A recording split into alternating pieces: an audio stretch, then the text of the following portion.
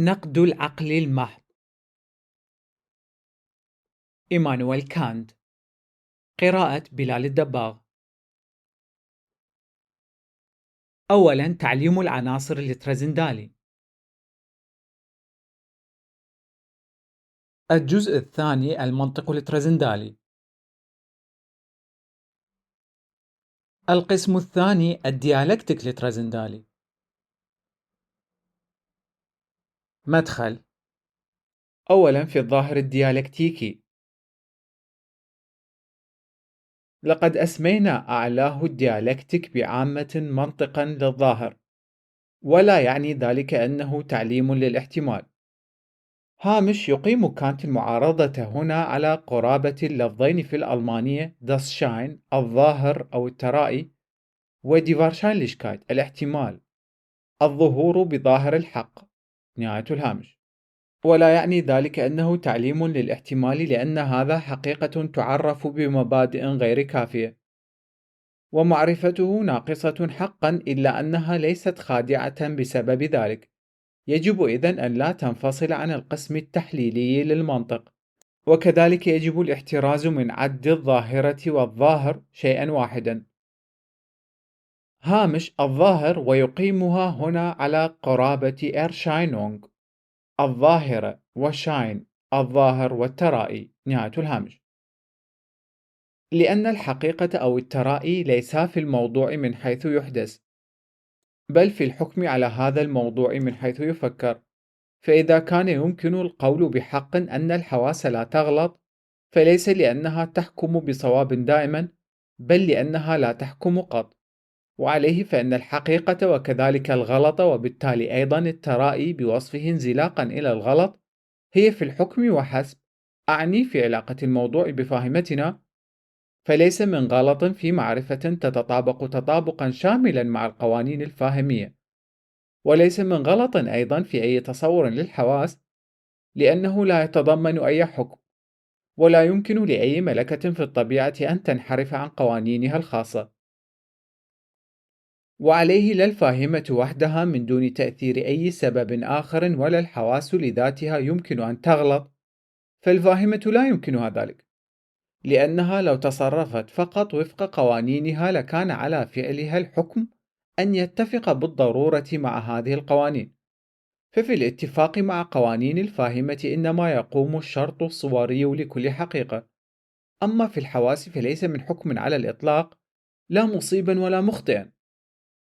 وبما أنه ليس لدينا أي مصدر معرفي آخر خارج هذين، فإن الغلط لا يحدث إلا بتأثير غير ملحوظ للحساسية على الفاهمة، وبذلك يحصل أن تختلط مبادئ الحكم الذاتية بالمبادئ الموضوعية وتحرفها عن قصدتها.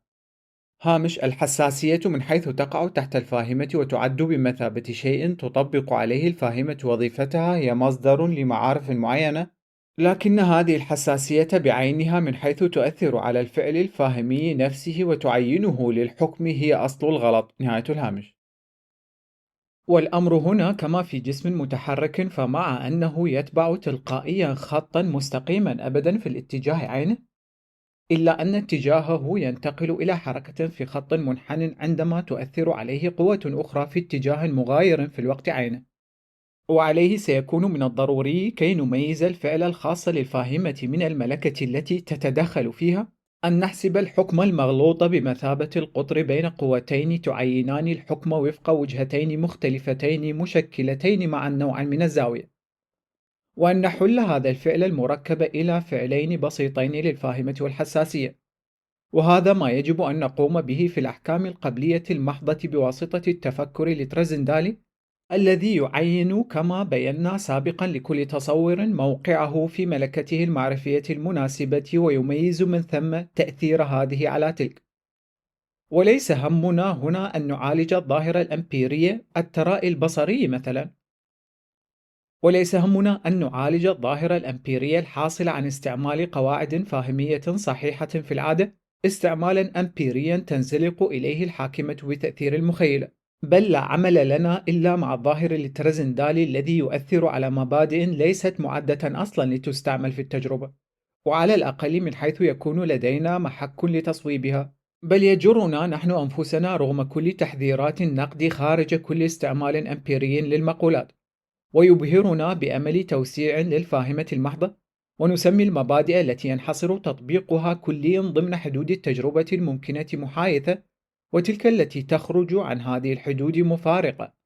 لكني لا أفهم بذلك الاستعمال أو سوء الاستعمال الترازندالي للمقولات الذي هو مجرد خطأ تقع فيه حاكمة لا يمسك زمامها النقد إمساكا وافيا، ولا تنتبه كفاية إلى حد الحقل الوحيد الذي يسمح فيه للفاهمة المحضة بأن تقوم بدورها، بل إني أفهم بذلك مبادئ حقيقية تحثنا إلى تحطيم كل تلك الحدود الفاصلة وإلى الاستيلاء على أرض جديدة كليا لا تعرف حدا فاصلا في أي محل.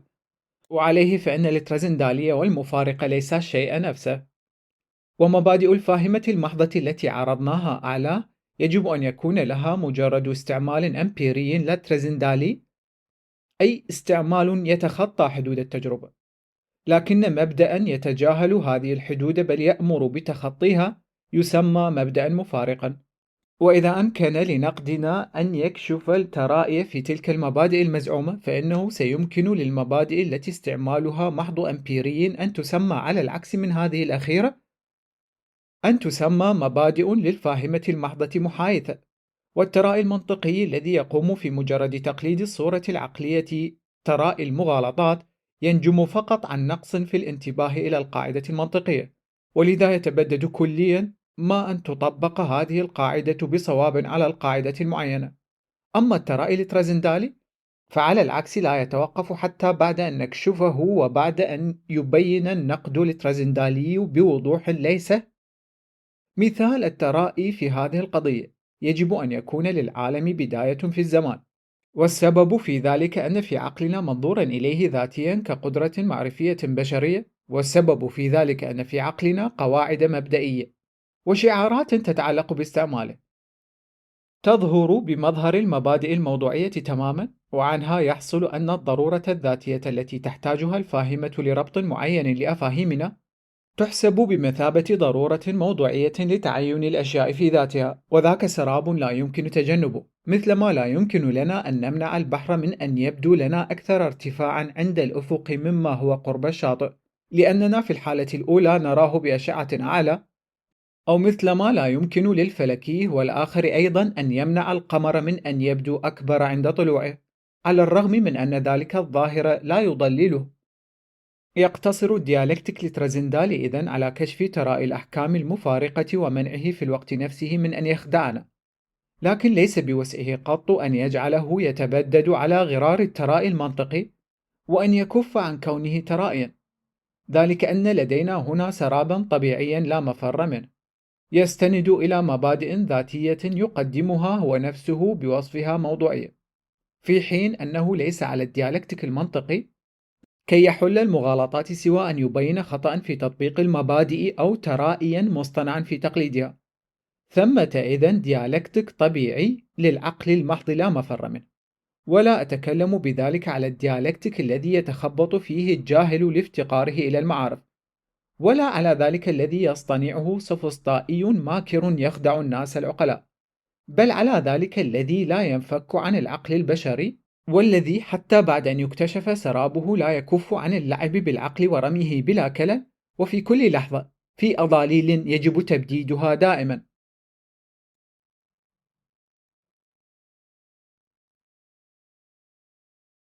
ثانيا، في العقل المحض بوصفه مقر الترائي الترازندالي. ألف، في العقل بعامة. كل معرفتنا تبدأ بالحواس وتنتقل منها إلى الفاهمة وتنتهي في العقل الذي لا يصادف فينا شيء أسمى منه، كي يشغل مادة الحدس ويحيلها إلى وحدة التفكير السامية. وإني أرى نفسي محرجا بنوع خاص، إذ يجب علي هنا أن أعطي تعريفا لتلك الملكة المعرفية العليا، فكما كان للفاهمة فكذلك لهذه الملكة استعمال محض صوري أي منطقي فيه يجرد العقل المعرفة من كل مضمون، لكن لها أيضا استعمالا واقعيا من حيث تتضمن أصل أفاهيم ومبادئ معينة لا تستمدها لا من الحواس ولا من الفاهمة. والحال أن المناطقة قد وصفوا القدرة الأولى من زمان طويل بأنها قدرة الاستدلال بتوسط لتمييزها من الاستدلالات غير المتوسطة consequentis immediatas، لكن الثانية تلك التي تولد الأفاهيم ما تزال غير متضحة بذلك. لكن بما أن العقل يمثل هنا منقسما إلى قدرتين منطقية وترزندالية، فإنه يجب أن نبحث عن أفهوم أعلى لهذا المصدر المعرفي يضم الأفهومين. لكن يمكننا بالتمثيل مع الأفاهيم الفاهمية أن نأمل بأن يعطينا الأفهوم المنطقي معا مفتاح الأفهوم الترزندالي، وأن تزودنا لوحة وظائف الأفاهيم المنطقية معا بشجرة نسب الأفاهيم العقلية. وقد وصفنا في القسم الأول من منطقنا الترزندالية الفاهمة بالقدرة على القواعد، ونفرق هنا بين العقل وبينها بأن نسميه القدرة على المبادئ، والتعبير المبدأ ملتبس، ويعني عادة فقط أن معرفة يمكن أن تستعمل كمبدأ دون أن تكون في ذاتها وحسب مصدرها الخاص مبدأ. فكل قضية كلية حتى تلك المستمدة من التجربة بالاستقراء يمكن أن تصلح كمقدمة كبرى في استدلال، لكنها ليست بذلك مبدأ. والمسلمات الرياضية مثال بين نقطتين يمكن أن يكون خط مستقيم واحد وحسب. والمسلمات الرياضية هي حقا معارف كلية قبلية، وتدعى إذن بحق مبادئ نسبة إلى الحالات التي يمكن أن تندرج تحتها. لكن لا يمكنني القول مع ذلك أني أعرف بمبادئ تلك الخاصية للخطوط المستقيمة بعامة وفي ذاتها، بل في الحدس المحض وحسب.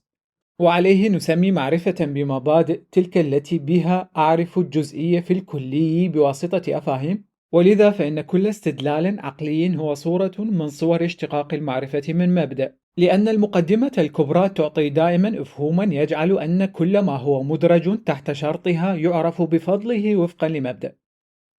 لكن بما أن كل معرفة كلية يمكن أن تصلح كمقدمة كبرى في استدلال عقلي، وبما أن الفاهمة تقدم قبليا مثل هذه القضايا الكلية، فإنه يمكن لهذه أن تسمى أيضا مبادئ بالنظر إلى استعمالها الممكن. لكن لو تأملنا مبادئ الفاهمة المحضة في ذاتها بحسب أصلها، لوجدنا أنها ليست بأي حال معارف مبنية على أفاهيم، لأنها لن تكون ممكنة قبليا البتة إن لم ندخل فيها الحدس المحض كما في الرياضة أو شروط تجربة ممكنة بعامة. إن كل ما يحصل فله سبب، لا يمكن قط أن يستنتج من أفهوم ما يحصل بعامة، وبالأحرى فإن هذا المبدأ هو الذي يبين لنا بدءا كيف يمكن أن يكون لدينا عن ما يحصل أفهوم تجريبي متعين. يمكن للفاهمة إذن أن تزودنا بمعارف تأليفية بناء على أفاهيم، وهذه المعارف هي بالضبط التي أسميها مبادئ بإطلاق، في حين أن كل القضايا التأليفية بعامة يمكن أن تسمى مبادئ بالمقارنة. هناك حلم قديم ربما يتحقق ذات يوم، لكن من يدري متى. حلم بأن نتوصل يوما إلى اكتشاف مبادئ القوانين المدنية بدلا من تنوعها اللامتناهي، لأن في ذلك وحده إنما يكمن سر تبسيط التشريع كما يقال. إلا أن القوانين هنا أيضا هي مجرد حدود لحريتنا بالشروط التي تبعا لها تتفق الحرية مع نفسها بشكل شامل، فتعود القوانين بالتالي إلى ما هو كليا من صنيعنا الخاص، وما يمكن أن نكون نحن أسبابه بتلك الأفاهيم عينها. أما مطلب أن يكون على الموضوعات في ذاتها وعلى طبيعة الأشياء أن تخضع لمبادئ وأن تتعين وفقا لمجرد أفاهيم، فمطلب إن لم يكن محالا فهو على الأقل غريب جدا. ومهما يكن الأمر حول هذه النقطة، لأنها ما تزال مسألة بحث عندنا، فإنه من الواضح بذلك على الأقل أن المعرفة بناء على مبادئ في ذاتها هي شيء مختلف كليا عن مجرد المعرفة الفاهمية، التي مع أنه يمكنها أن تسبق معارف أخرى في صورة مبدأ، إلا أنها لا تستند في ذاتها من حيث هي تأليفية إلى مجرد الفكر، ولا تتضمن شيئا كليا بموجب أفاهيم. فإذا كانت الفاهمة القدرة على توحيد الظاهرات بواسطة قواعد، فإن العقل هو القدرة على توحيد القواعد الفاهمية تحت مبادئ، فهو لا يتصل إذن البتة مباشرة لا بالتجربة ولا بأي موضوع كان، بل بالفاهمة كي يضفي على متنوع معارفها قبليا وبأفاهيم وحدة يمكن أن نسميها وحدة عقلية، وحدة من ضرب مغاير كليا لتلك التي يمكن أن تقدمها الفاهم. ذلك هو الأفهوم العام للقدرة العقلية بقدر ما يمكن إفهامه في غياب كلي للأمثلة التي يجب أن تعطى لاحقا وحسب. باء في الاستعمال المنطقي للعقل. نقيم تمييزا بين ما يعرف بلا توسط وما لا يعرف إلا بالاستدلال، فأن يكون في شكل محدد بثلاثة خطوط مستقيمة زوايا ثلاث أمر يعرف بلا توسط، أما أن تكون هذه الزوايا تساوي مجتمعة قائمتين فأمر يستدل عليه وحسب. وبما أننا دائما بحاجة إلى أن نستدل وأننا بسبب ذلك قد اعتدنا تماما على الأمر، فسننتهي إلى إغفال هذا التمييز فنحسب كما يحصل غالبا فيما يسمى خداع الحواس ما ليس سوى شيء مستدل عليه بمثابة شيء مدرك بلا توسط. وفي كل استدلال هناك قضية واحدة تلعب دور المبدأ، وواحدة أخرى تستمد منها عن النتيجة، وهناك أخيرا فعل الاستنتاج الاستخلاص الذي بموجبه ترتبط حقيقة الثانية بحقيقة الأولى ارتباطا لا فك له. فإذا كان الحكم المستدل عليه متضمنا سلفا في الأول بحيث يمكن أن يستمد منه دون وساطة تصور ثالث، فإنه يسمى استدلالا لا متوسطا consequentia immediata، وكنت أفضل من جهتي أن أسميه استدلالا فاهميا. أما إذا كان بحاجة بالإضافة إلى المعرفة التي تؤسسه إلى حكم آخر كي ينتج النتيجة، فإن الاستدلال يسمى استدلالا عقليا. ففي القضية كل الناس هالكون، يوجد مسبقا القضايا، بعض الناس هالكون، وبعض الهالكين أناس، ولا شيء مما لا يهلك بإنسان. وهذه القضايا هي إذن استنتاجات لا متوسطة من الأولى، وعلى العكس ليست القضية كل العلماء هالكون متضمنة في الحكم المذكور، لأن إفهوم العلماء غير حاضر فيه البتة، ولا يمكن أن تستمد منه إلا بواسطة حكم وسيط. وفي كل استدلال عقلي أفكر أولا قاعدة مايور، أي مقدمة كبرى بواسطة الفاهم، ومن ثم أدرج معرفة تحت شرط القاعدة مينور، أي مقدمة صغرى بواسطة الحاكم، وأخيرا أعين معرفتي بمحمول القاعدة كونكولسيو، أي خلاصة، وبالتالي قبليا بواسطة العقل. فالعلاقة التي تضعها المقدمة الكبرى كقاعدة بين معرفة وشرطها تشكل إذن ضروبا مختلفة من الاستدلالات العقلية. هناك إذن من الاستدلالات العقلية بقدر ما هناك من كل الأحكام بعامة، بحيث نفترق إلى ضروب حسب كيفية التعبير عن علاقة المعرفة في الفاهمة. أعني ثلاثة هي الحملية والشرطية المتصلة والشرطية المنفصلة. فإذا كانت الخلاصة معطاة كحكم كما يحصل غالبا، وأريد أن أرى ما إذا كان الحكم ينجم عن أحكام معطاة سابقا، أعني عن أحكام قد فكر بها موضوع آخر تماما، فإني أبحث في الفاهمة عن إثبات هذه الخلاصة لأعرف ما إذا لم تكن موجودة فيها تحت شروط معينة بموجب قاعدة كلية. فإن وجدت شرطا منها وكان موضوع الخلاصة يدرج تحت الشرط المعطى، تكن الخلاصة مستنتجة من القاعدة التي تصدق أيضا على موضوعات أخرى للمعرفة. نرى بذلك أن العقل يسعى في الاستدلال إلى إحالة كثرة تنوع معرفة الفاهمة إلى أقل عدد من المبادئ من الشروط الكلية، وإلى إضفاء أسمى وحدة عليها.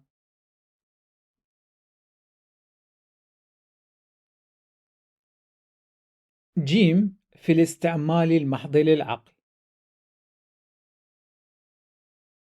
هل يمكن عزل العقل؟ وهل يظل العقل مع ذلك مصدرا خاصا للأفاهيم والأحكام التي لا تصدر إلا عنه، والتي بها يكون على صلة بالموضوعات؟ أم تراه مجرد ملكة مساعدة من أجل تزويد المعارف المعطاة بصورة معينة هي الصورة المنطقية التي بها تنسق معارف الفاهمة فيما بينها وتلحق القواعد الدنيا بقواعد أعلى منها؟ شرطها يتضمن في فلكه شرط الأولى بمقارنتها قدر الإمكان فيما بينها، ذاك هو السؤال الذي سنهتم به أولا. وبالفعل أن ما يتطلبه العقل كي يضع الفاهمة في ترابط شامل مع ذاتها هو تنوع القواعد ووحدة المبادئ. شأنه شأن الفاهمة التي تضع متنوع الحدس تحت أفاهيم، ومن خلال ذلك في اقتران. لكن مبدأ كهذا لا يملي على الأشياء أي قانون، ولا يتضمن مبدأ إمكان معرفتها وتعيينها بما هي كذلك بعامة، بل إنه مجرد قانون ذاتي للاقتصاد في ثروة فاهمتنا، يقوم على إحالة استعمال الأفاهيم العام من خلال مقارنتها إلى أقل عدد ممكن، من دون أن يخولنا ذلك أن نطالب بأن تكون الموضوعات نفسها على مثل هذا التوافق الذي يسهم في انسجام فاهمتنا وتوسعها، وأن ننسب في الوقت عينه إلى ذلك الشعار مصداقية موضوعية. هامش الشعار ماكسيمة بدل من القانون الذاتي أعلى نهاية الهامش. وبكلمة أن السؤال هو: هل يتضمن العقل في ذاته، أعني العقل المحض، قبليا مبادئ وقواعد تأليفية؟ وماذا يمكن أن تكون هذه المبادئ؟ وتزودنا طريقة العقل الصورية والمنطقية في الاستدلالات بإرشاد كاف للعثور على الأساس الذي يجب أن يستند إليه مبدأه الترزندالي في المعرفة التأليفية بالعقل المحض. وأولا، لا يهتم الاستدلال العقلي بالحدوث كي يخضعها لقواعد كما تفعل الفاهمة مع مقولاتها، بل بأفاهيم وأحكام. فإن اهتم العقل المحض مع ذلك بموضوعات فلن يكون إذن على أي صلة مباشرة لا بها ولا بحدسها، بل فقط بالفاهمة وأحكامها الموجهة بدءا إلى الحواس وإلى حدسها، وذلك من أجل أن تعين موضوعه. ليست الوحدة العقلية إذن وحدة تجربة ممكنة، بل وحدة مغايرة ماهويا لهذه من حيث هي وحدة فاهمية. إن كل ما يحصل فله سبب، ليس قط مبدأ يعرف بالعقل ويملى به، وهو يجعل وحدة التجربة ممكنة، ولا يستعير شيئا من العقل. ومن دون تلك الصلة بالتجربة الممكنة لم يكن يمكنه بالاستناد إلى مجرد أفاهيم أن يملي مثل تلك الوحدة التأليفية.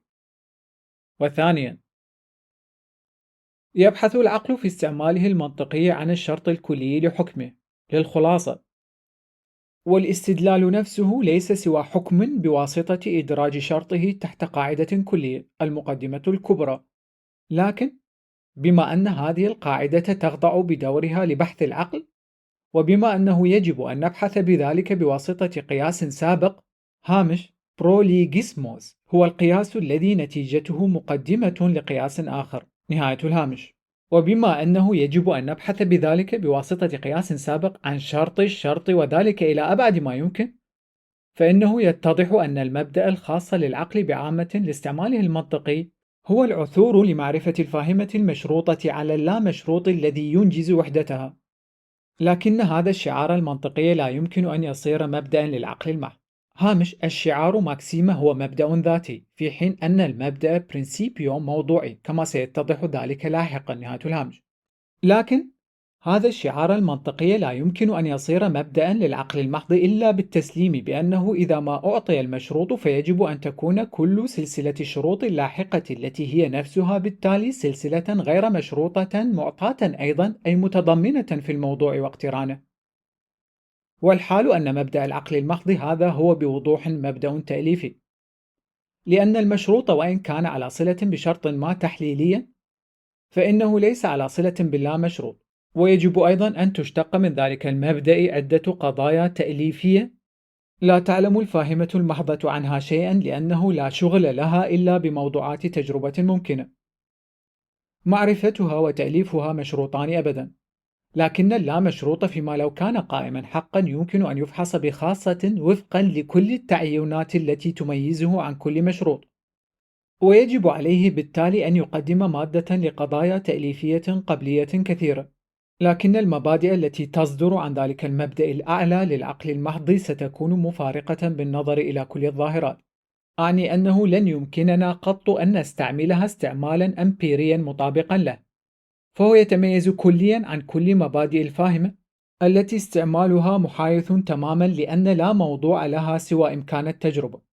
لكن هل للمبدأ القائل أن سلسلة الشروط في تأليف الظاهرات أو حتى في تفكير الأشياء بعامة ترتفع إلى اللامشروط؟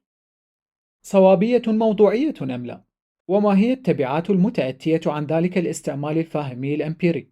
أم أنه لا يوجد بالأحرى في أي محل أي مبدأ عقلي من هذا النوع ذو مصداقية موضوعية، بل مجرد وصية منطقية تملي علينا أن نقترب من تمامية الشروط للصعود دائما إلى شروط أعلى، وأن نضفي بذلك على معرفتنا أعلى وحدة عقلية ممكنة.